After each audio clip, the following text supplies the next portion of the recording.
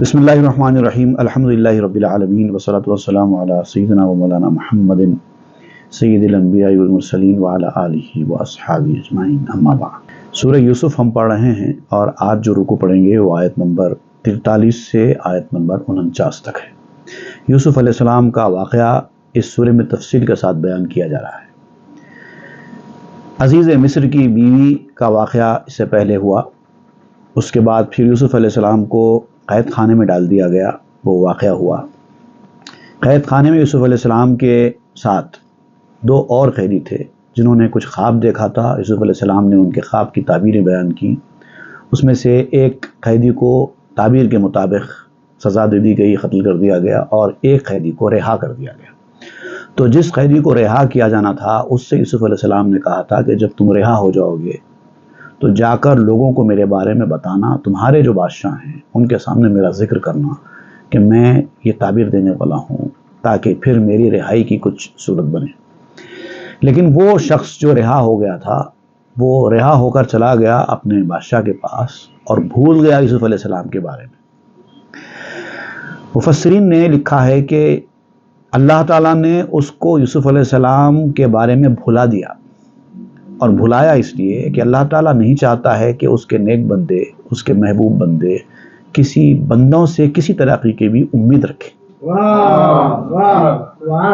اللہ پر امید رکھیں۔ اب تک یوسف علیہ السلام کے ساتھ اللہ تعالیٰ نے جو کیا وہ حیرت انگیز تھا، لیکن اب یوسف کو کیا ضرورت تھی کہ کسی قیدی سے مدد لے کہ تم جاؤ جا کے بولو تو میرا کام بنے۔ تو اللہ تعالیٰ نے یوسف علیہ السلام کے اس چیز کو پسند نہیں کیا، حالانکہ یہ کوئی گناہ نہیں تھا۔ ایک بشر ہونے کے ناطے اس طرح سے تو بہت ساری چیزیں ہوتی ہیں، لیکن چونکہ اللہ کے محبوب بندے ہیں تو جو محبوب بہت خاص ہوتا ہے، چھوٹی چھوٹی باتیں ان کی پکڑی جاتی ہیں۔ اگر اس طرح کی غلطی ہم کریں، آپ کریں، ہزاروں اس طرح کی غلطی کریں تو بھی ہماری پکڑ نہیں ہوگی، کیونکہ گناہ نہیں ہے نا۔ کسی بندے سے کسی طرح کی امید رکھنا کوئی گناہ کا کام نہیں ہے۔ لیکن جیسا کہا جاتا ہے حسنات الابرار سیئات المقربین، جو نیک لوگ ہوتے ہیں ان لوگوں کی نیکیاں بھی بعض وقت اللہ کے مقرب بندوں کے گناہ ہوتے ہیں، حالانکہ نیک بندوں کے نیکیاں ہیں، وہ بھی بعض وقت جو مقرب بندے ہوتے ہیں، اللہ کے بہت ہی قریبی جو ہوتے ہیں، ان کو اس معاملے میں بھی پکڑ ہوتی ہے۔ اب انبیاء کرام کے حالات سنیں گے تو آپ کو پتہ چلے گا چھوٹی چھوٹی باتوں پہ پکڑ ہوئی ہے انبیاء کرام۔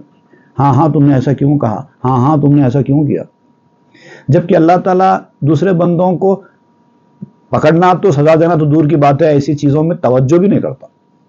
غلط تھوڑی کر سکتے، کیا ہے ایسا؟ تو جو جتنا قریب ہوتا ہے اس کے اوپر سختیاں اتنی زیادہ ہوتی ہیں۔ سختیاں نہیں چاہیے تو قریب بھی رہنا، نہ دور چلے جانا، یہ اصول ہے۔ تو یہاں پر وہ بھول گیا بولنا، کافی عرصہ گزر گیا، یوسف علیہ السلام جیل میں ہی رہے۔ اس کے بعد کیا ہوا، ایک مرتبہ وہ بادشاہ جس کے پاس یہ رہتا تھا اس نے ایک خواب دیکھا، اور خواب دیکھنے کے بعد سارے نجومیوں کو اور جو خوابوں کی تعبیر جاننے والے تھے سب کو اس نے بلا کر خواب سنایا، کسی کو خواب کی تعبیر نہیں معلوم ہوئی۔ اب دیکھیے اس کے بعد کیا ہوا، وہ یہ رکوع میں ہے۔ اعوذ باللہ من الشیطان الرجیم۔ وقال الملك انی ارى 7 بقرات سمان یأکلہن 7 عجاف و7 سنبلات خضر وأخر یابسات یا ایہا الملأ افتونی فی رؤیای ان کنتم للرؤیا تعبرون۔ صدق اللہ العظیم۔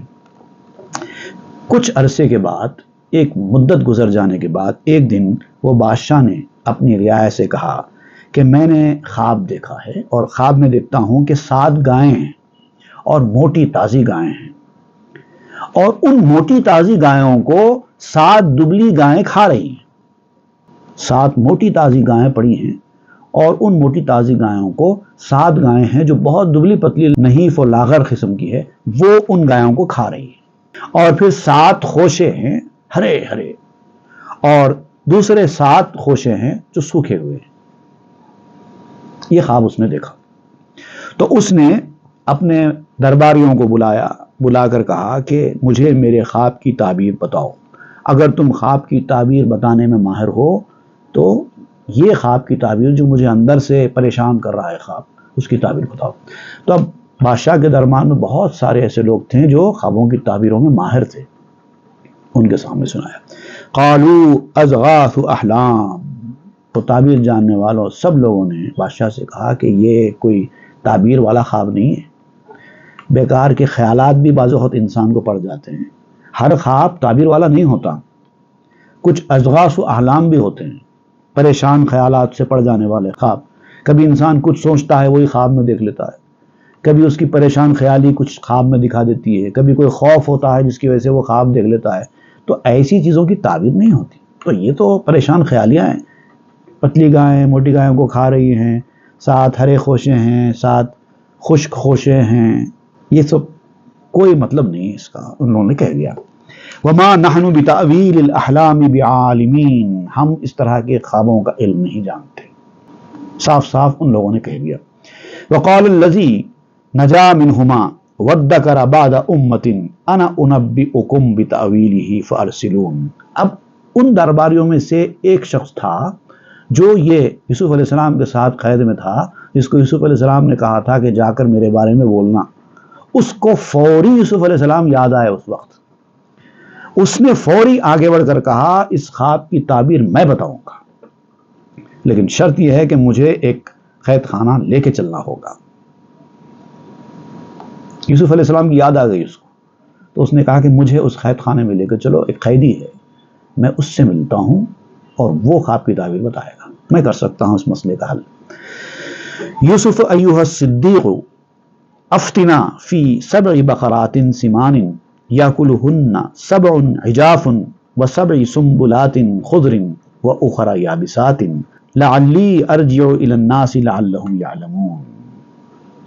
وہ پہنچا، بادشاہ نے اس کو اس قید خانے تک پہنچایا جہاں یوسف علیہ السلام تھے، وہاں جا کر اس نے یوسف علیہ السلام سے پوچھا کہ اے میرے دوست، میں ایک خواب کی تعبیر کے سلسلے میں آپ کے پاس آیا ہوں، وہ خواب کی تعبیر بتائیے۔ یوسف علیہ السلام نے پوچھا کیا خواب ہے؟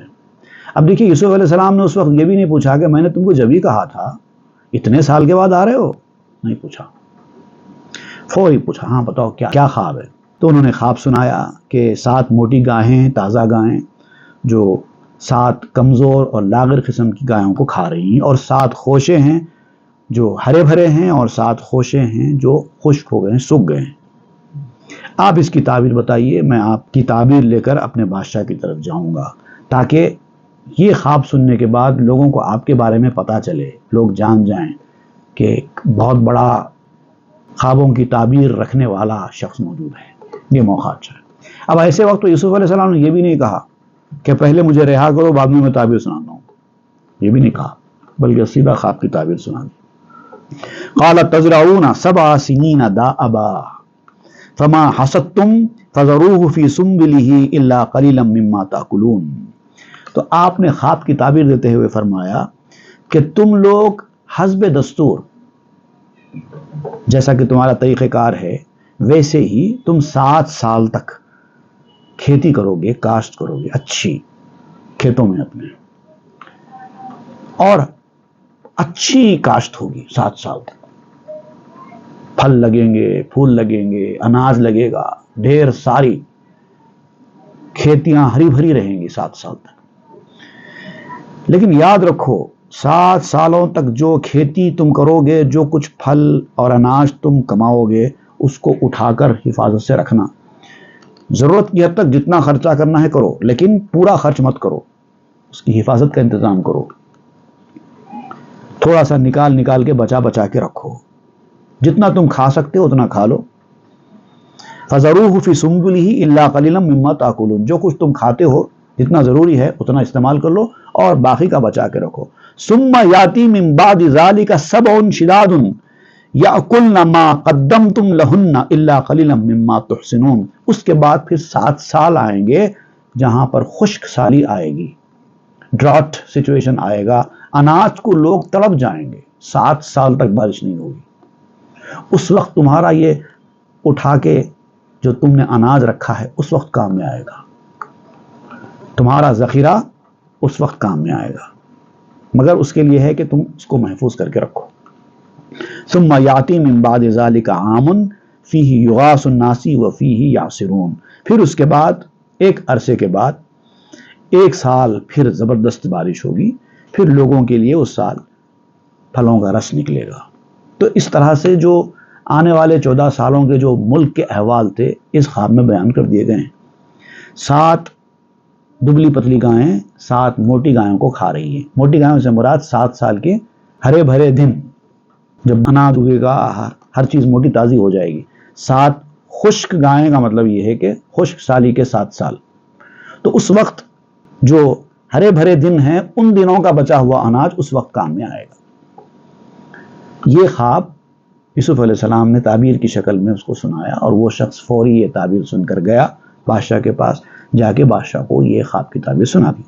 بادشاہ کو اطمینان ہو گیا، اس کو سیٹسفیکشن ملا کہ ہاں یہ ہے تعبیر صحیح۔ اور ایک چیز ان کو، چونکہ بادشاہ تھا، اگر آنے والے 14 سال تک اس کی ملک کی کیفیت اگر اس کو معلوم ہو جائے تو کتنا بڑا پلس پوائنٹ ہو جاتا ہے اس کے لیے۔ تو بادشاہ بڑا خوش ہو گیا۔ اس کے بعد پھر بادشاہ نے کیا کہا، اس کے بعد کیا ہوا، وہ آئندہ کے رکوع میں ہوگا انشاءاللہ۔ صدق اللہ العظیم وصدق رسول النبی الامین الکریم ونحن علی ذلک من الشاہدین والشاکرین، آمین والحمد للہ رب العالمین۔